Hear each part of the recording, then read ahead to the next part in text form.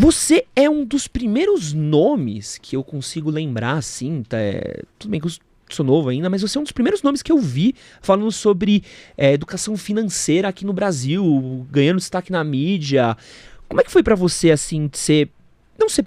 Você foi um precursor? Você se sente um precursor desse tipo de assunto? Não, na verdade eu me inspirei em algumas pessoas, eu aprendi educação financeira com os poucos nomes que existiam. Havia um colunista da revista Veja nos anos 80, nos anos 90, Luiz Frankenberg, que tinha uma página falando sobre os produtos dos bancos, um pouco de economia, um pouco dos cuidados com o orçamento. Não fez tanto sucesso, mas ele sim, talvez seja o precursor da educação financeira no Brasil. Quando eu escrevi meu primeiro livro, Dinheiro, o Segredo de Quem Tem, o livro que liderava o ranking dos mais vendidos no Brasil, no geral, era Pai Rico, Pai Pobre, do Robert Kiyosaki, um havaiano, né, um americano. É um livro que faz sucesso até hoje. Bom e livro. havia muito bom livro. Eu recomendo a todos que leiam Pai Rico, Pai Pobre, que dá uma visão meio que escolhas de carreira, de investimentos, trabalho, empreendedorismo, enfim, um livro muito... Ele diz muita coisa em poucas palavras, né? É um livro muito inteligente.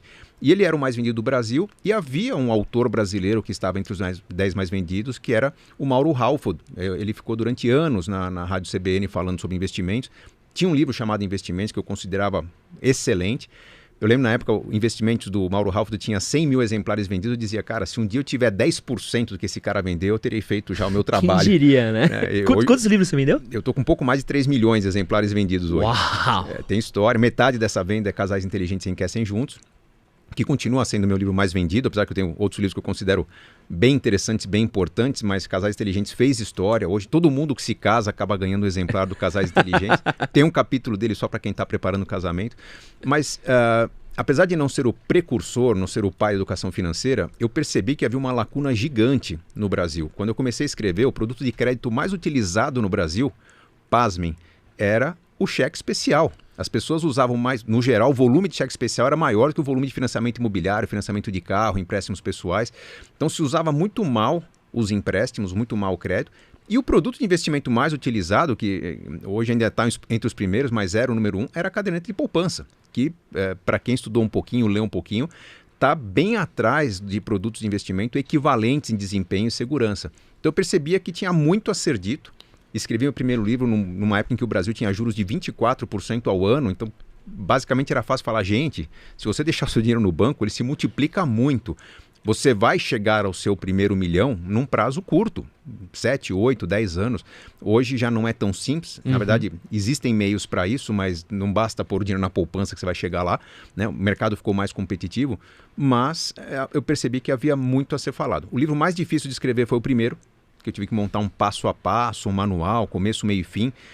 Os demais, né, os outros 15 livros que eu escrevi, praticamente foram respondendo a críticas e dúvidas dos leitores dos livros anteriores. Escrevi um livro, alguns diziam, mas legal, entendi, mas e para convencer minha esposa disso, meu marido disso? Nasceu Casais Inteligentes Enriquecem Juntos. Pô, legal, seu livro é bom, mas o capítulo de filhos é muito pequeno. Nasceu Pais Inteligentes Enriquecem Seus Filhos. E a cada demanda do público, eu escrevia artigos, respondia textos, criava conteúdo no meu blog e esse material foi alimentando a criação de novos livros. Não diria que foi um grande trabalho. Olhando no tempo parece um trabalho muito grande, mas eu não parava para escrever um livro. Na verdade eu parava para reunir o que eu estava produzindo nos últimos meses sobre um assunto específico e assim nasceram 16 livros. E nessa sua jornada, como é que você resumiria o que é inteligência financeira? Inteligência financeira é colocar em prática a educação financeira que todo mundo conhece. Todo mundo já sabe, nós sabemos que 73% dos brasileiros estão endividados hoje, mas as pesquisas mostram que eles sabem o porquê. Porque caiu a renda e não tinha reserva de emergências, porque o custo fixo está muito elevado, porque comprou muito a prazo. Então as pessoas sabem o que fazer, sabem que tem que cuidar do futuro, sabem que não conseguem cuidar do futuro e tem mil desculpas para isso. A inteligência financeira é quando você consegue fazer com que essa educação financeira se torne prática. Tem componentes muito mais comportamentais do que financeiros propriamente ditos, né? Puxa, se eu ganho, digamos, 2 salários mínimos, que não é uma maravilha, né? O próprio DIEESE, um órgão de governo, diz que o salário mínimo deveria ser de R$6 mil no Brasil, mas se eu ganho R$2 mil, não dá para viver de maneira digna. Não dá, nas grandes cidades brasileiras. Mas será que se de repente eu tivesse um pouco mais de mobilidade, ampliasse meu leque de possibilidades, imaginasse onde que as pessoas que ganham R$2 mil por mês no Brasil vivem bem? Porque tem pessoas que vivem de uma bolsa auxílio do governo que vivem muito bem com R$400, R$500. Com R$2 mil dá para viver excelentemente bem no lugar onde você tem um rio passando no fundo de casa, você pode plantar seus próprios frutos, criar suas galinhas. Então, onde que vivem bem as pessoas que ganham 2.000? Ou onde que pessoas que fazem o que eu faço conseguem renda maior que eu consigo numa grande cidade que tem muita gente competindo? Então, a inteligência financeira ela traz umas provocações que não é simplesmente um serviço de coaching, né? É eu parar, pensar, organizar as ideias, entender onde é que estão as limitações do meu plano, das minhas escolhas de vida e começar a moldar minha vida com um pouco mais de independência. Tem a ver com sobrevivencialismo, não depender do governo, né? Então, pô, se a conta de energia está muito cara, o que eu faço para gastar menos energia, para gerar minha própria energia? Se o carro está muito caro, como é que eu faço para me transportar gastando menos? Então, a inteligência financeira tem a ver com qualidade das escolhas. Não é simplesmente fazer as contas do quanto poupar por mês durante quanto tempo, em quanto tempo eu consigo me aposentar. Tem muito a ver com criatividade e comportamento.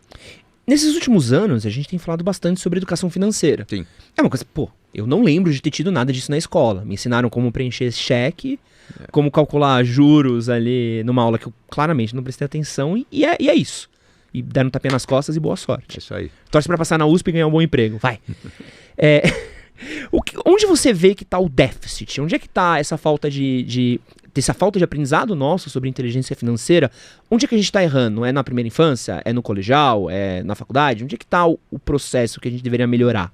Bom, tem alguns equívocos que eram cometidos e foram corrigidos, alguns que continuam sendo cometidos. Primeiro, a falta de educação financeira é o problema número 1. Muito se aprendia sobre português, matemática, história, geografia, enfim, conteúdos que são importantes, mas que com falta de instrumentação, equipamentos, estrutura na escola, até projetos de vida, quando você não coloca um conteúdo interessante num projeto interessante, ele não decola. Então, o fato de não ter na escola uma visão do empreendedorismo, uma visão da realização de objetivos na vida, de caminhos do que você tem que concretizar na vida, eu não estou falando só de educação financeira, mas é um conjunto, né? Não tem aprendizado sobre como viver. Vários conteúdos simplesmente servem para algumas provas, né? Provas que são com visão de curto prazo. Amanhã os alunos vão fazer uma prova do PISA, né? Um Enem, e vão ser avaliados no PISA com uma nota muito baixa, mostram que o nosso conteúdo não está virando prática.